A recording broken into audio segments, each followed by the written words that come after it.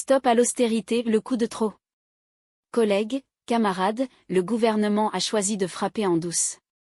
Le 15 juillet, alors que l'Assemblée nationale est en vacances, le Premier ministre a annoncé une nouvelle série de mesures d'austérité d'une violence sociale inédite.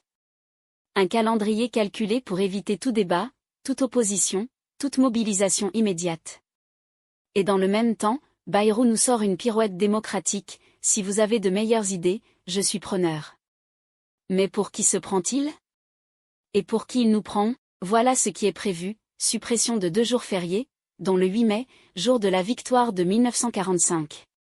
C'est honteux de toucher à ce jour, c'est piétiner notre histoire, et insulter les morts qui se sont battus pour la liberté et un monde meilleur. Suppression de 3000 postes dans la fonction publique, remplacement d'un départ sur 3 seulement, pas d'augmentation de salaire pour les agents publics en 2025, gel prolongé du point d'indice, alors que les prix explosent, pression maximale sur les collectivités territoriales, sommet de se serrer la ceinture, attaque contre les personnes en ALD, affection longue durée, moins de prise en charge, plus de culpabilisation. Elles n'ont pas choisi d'être malades.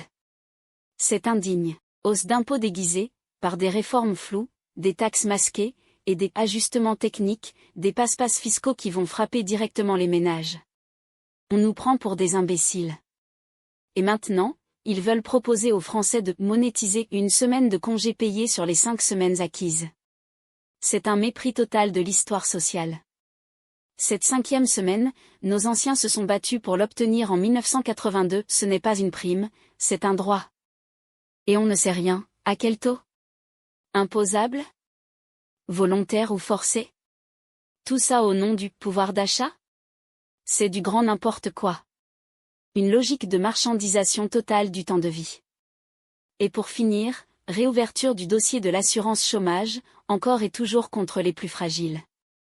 En Bourgogne-Franche-Comté, on n'échappera pas à la casse. Lors d'une réunion en juin, le vice-président Messieurs Ayache annonçait déjà la couleur: budget RH 2026 sous tension. Non-remplacement des agents malades. Suppression de postes. Mutualisation imposée. Et avec les annonces du gouvernement, la région ne va pas avoir le choix, elle devra faire des économies dans plusieurs secteurs, et ce sont encore les agents qui vont trinquer. Trop, c'est trop. Ce gouvernement démolit tout ce que le monde du travail a gagné depuis 70 ans. Et pendant ce temps, les entreprises du CAC 40 engrangent des milliards, sans jamais contribuer à l'effort collectif. Les efforts? Pour nous. Les privilèges? Pour eux. Le mépris quotidien. Alors on fait quoi? On se lève. En septembre, toutes et tous dans la rue. On bloque tout. On se fait entendre. Parce que le pouvoir, c'est nous. Pas eux. Bon courage et merci, c'était un communiqué de la FSU territoriale de Bourgogne-Franche-Comté.